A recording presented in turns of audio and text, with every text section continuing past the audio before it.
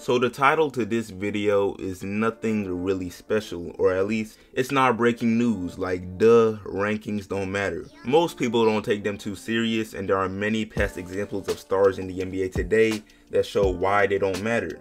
But what people may not realize is that new examples for this idea that rankings mean nothing are always introducing themselves.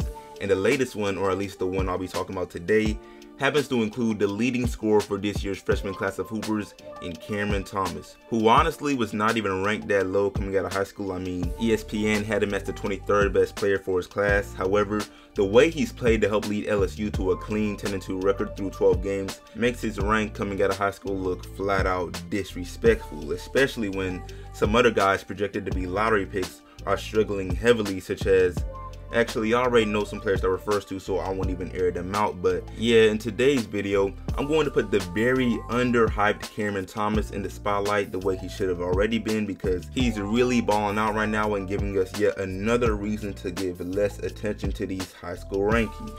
But before I go further, what's good YouTube? Plug Speaks back with a vid. If you are new, welcome to the channel and subscribe. If you agree with the title, like the sub and turn on notifications. I upload 3 to 4 times a week. And right now we are grinding the 5K by March, so I for sure appreciate it, y'all. But back to the video.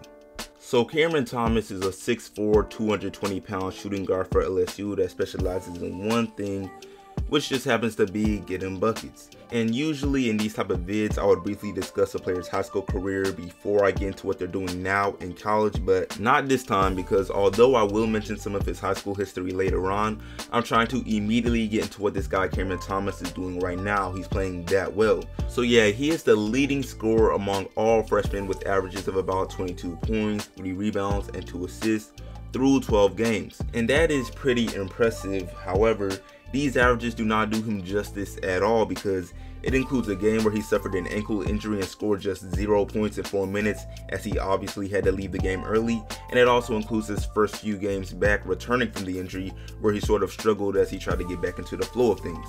But if we look at his numbers over the course of the 9 games he played before the injury, he was averaging about 25 points on 43% shooting from the field and 32% shooting from 3. Which is very high scoring. And yes, I know the efficiency is by no means mind-blowing, but like many great scorers, he is a volume shooter. He's going to put up a lot of points, although it'll take him a good amount of shots. But another great offensive trait of his that nice scorers in general share is his ability to get to the free throw line. He averages about 7 free throw attempts a game while shooting 90% from the line. I mean, like I said, the man knows how to put up points.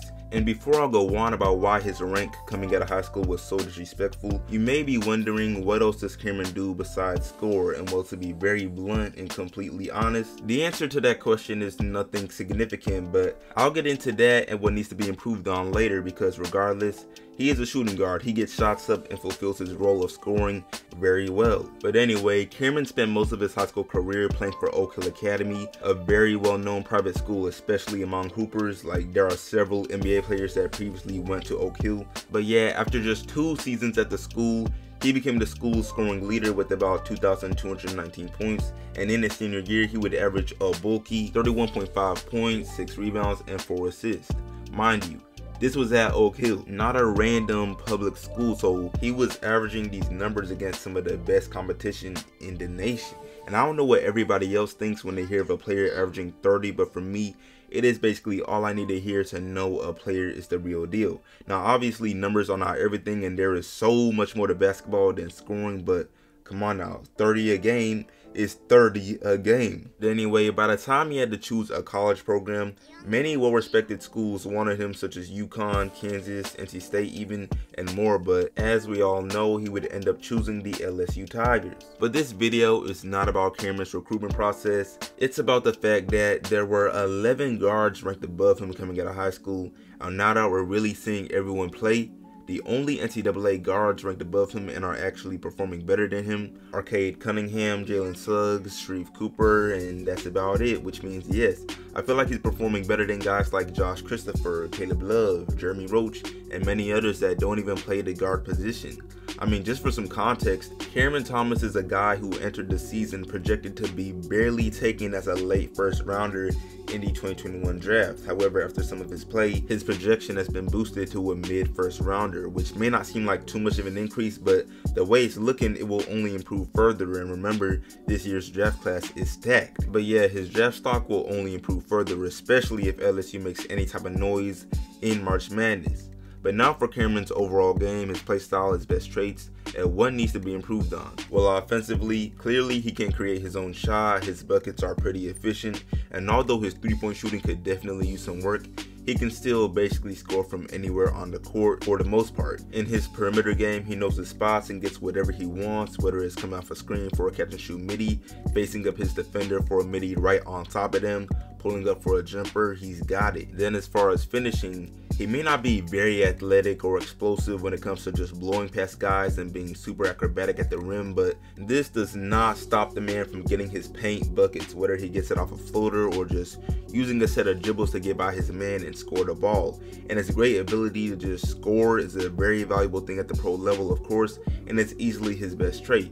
But now, after praising his scoring and looking at the other areas of his game as far as playmaking, rebounding, defense, IQ, and more, that is sort of where his draft projection coming into this season makes a whole lot of sense, because both his numbers of 2.7 rebounds and 1.5 assists a game and his actual play on the court show that he is limited in his effectiveness when he is not scoring the ball, which may not seem like a big deal right now because he's torching the NCAA with his buckets, but as soon as he goes through a shooting slump, which is inevitable for any great scorer, he will not be nearly as effective and it will not be a good look, simply because he's so limited in how much he can really impact the game outside of scoring. And I haven't even mentioned his very average defense, which is something that many great scorers have in common. However, these are weaknesses that of course should be addressed and given thought, but I will say they are not red flags, or at least I don't see them as red flags, because he just turned 19 near the end of 2020, and if you know anything about draft picks, then you know a lot of a player's stock